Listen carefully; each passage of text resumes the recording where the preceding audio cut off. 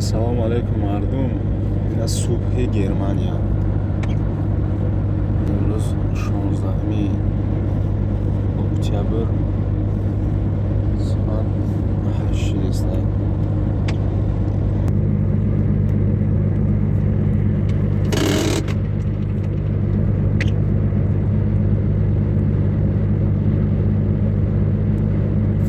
рафта истем тарафи Полша. ай Испания 20 тонн хурмову мандарин бор кардем, тарафи Полша бурдестем.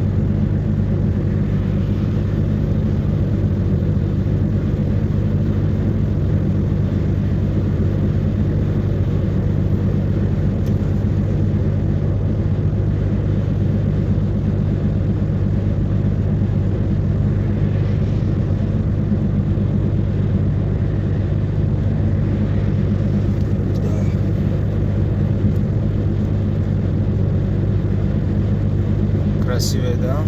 Погода хорошая с утра. Да, смотри, природа какая.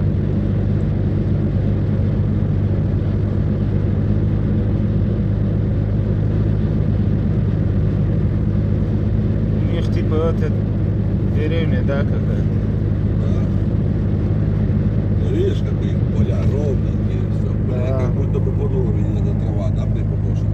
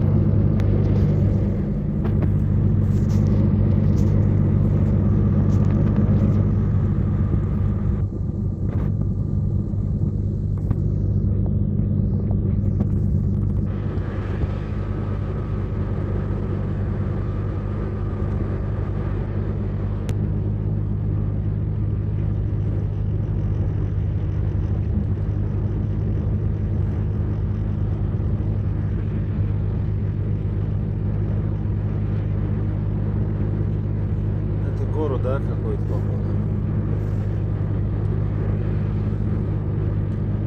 Большой, да, Германия, тарафи Полша рафтестем.